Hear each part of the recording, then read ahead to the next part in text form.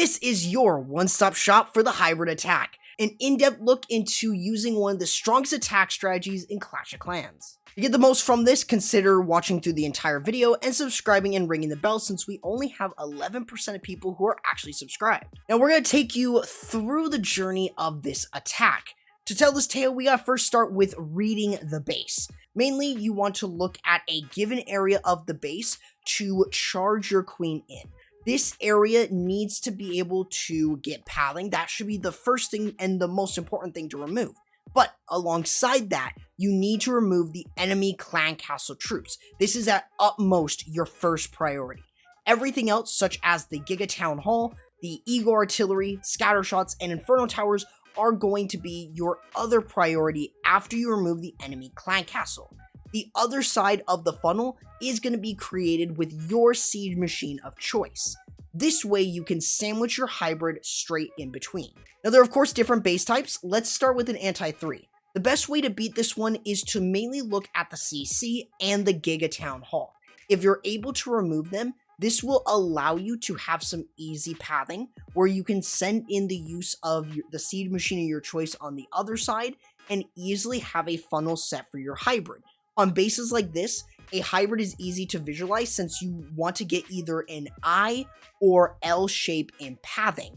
That way it's so much easier for you to drive yourself through the rest of the base with the hybrid. Against an anti-2 or a ring base, you will want to make sure to use your queen charge on one side, preferably where the enemy clan castle is. Otherwise, the other side of the funnel is going to be done by your siege machine of choice and your barbarian king.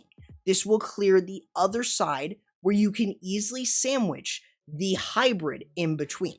This is typically where you would want to use a core Grand Warren ability, but we will talk about that more as we get into the hybrid and spell phase of the attack. Now, island bases are in a category of their own. They're pretty easy to funnel out by using a queen charge on one area, again, preferably where the CC is. The other side can be the siege machine of your choice, and there's certain sieges that are stronger than others against these bases. After that, you got the hybrid just work straight through the middle of it, and that is really where this attack absolutely shines against these island bases. It's pretty much similar to a ring, but you will be at least removing the islands to make it easier for your hybrid to work itself in the core and then spread out with enough support from all of your troops and of course your heroes. Next is your setup, the queen charge itself. So how do you get the queen in? Well, the sneaky goblins are one of the best troops, especially if there are resource buildings. So take advantage of how resource buildings are placed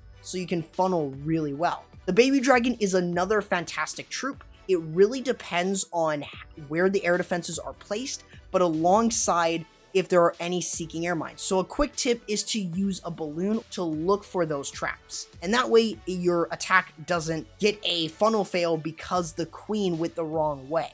But the other thing that you will want to consider is a Yeti. Yeti and wizards are really good to funnel the queen, but don't place your Yeti so close to the queen or else your healers are going to say adios to your queen. Once you've gotten your queen in with either super wall breakers or regular wall breakers, you then want to start using your spells. Rage spells are what you're typically going to use.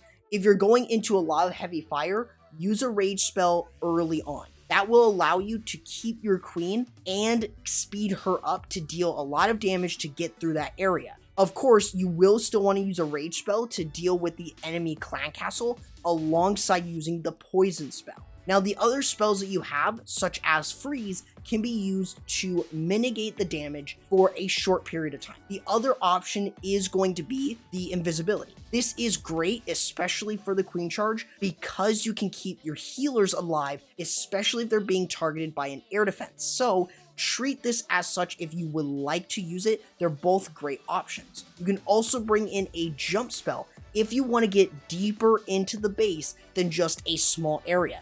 This can allow you to get more value, but you are risking sacrificing a heal, or rage depending on your attack. And of course, what isn't dependent on the base is using my creator code, CorruptYT. It's a great way to support the channel, and I greatly appreciate it. Now, of course, the other side of the funnel is your siege of choice. I find there to be two very strong siege machines. The Flame Flinger is absolutely great if there is two compartments that you need to clear. One compartment will be done with the Queen Charge, the other side will be done with the Flame Flinger, which then you can hybrid sandwiched in between the two. This is very common in island bases. You can also use this against some anti-3s, as they can sometimes have bigger compartments than most, but otherwise I would highly recommend this against island bases. The other option you have is the Siege Barrack. This is a fantastic siege if there are no big compartments. If they're all small compartments, you may want to use this, or if there are no compartments on the outside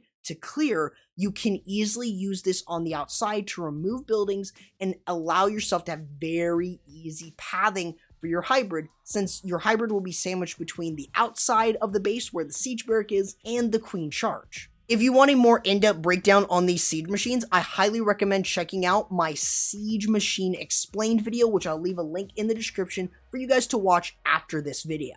Now we get into the juicy part of the attack, the hybrid and the spells. When you're deploying this hybrid, remember you want to have it sandwiched between your two funnels. If you don't have that, then your hybrid is going to split. So when you deploy this, make sure to use your miners first, then your Grand Warden, and then your Hog Riders. That is the easiest way that I find to deploy the hybrid without too much work. Now, while you are sending this in, do be very mindful of dead zone compartments. If you don't know what these are these compartments that have pretty much nothing in it. They're usually 1 or 2 tile gaps in the base.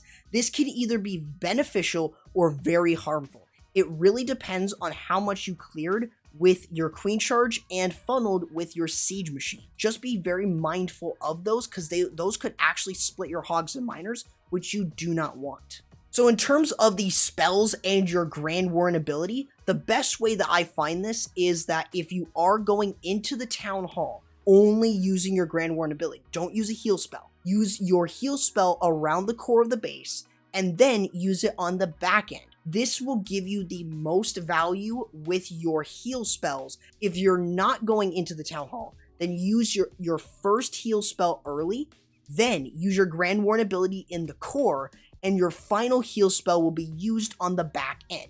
A very simple approach depending on how you hit the base. And that's not all. You've got some extra spells that you can use to easily have your hybrid get a 3-star. You have free spells which really do well against Inferno Towers set on multi alongside scatter shots. You also have the use of Rage, and what troop doesn't benefit with Rage?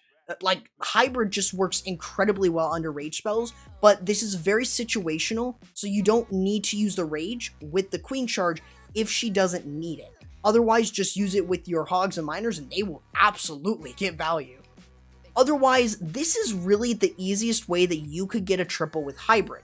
While this isn't a video showcasing a replay of exactly how it's done, I hope this video gives you a better idea of exactly how you can use this attack. So, if you're still a little confused, consider checking out my videos on this for specific Town Halls. You're at Town Hall 12 and at Town Hall 13. Consider also checking out this video since YouTube says this is the best one for you, and I'll catch you in the next video. CorruptYT, signing out.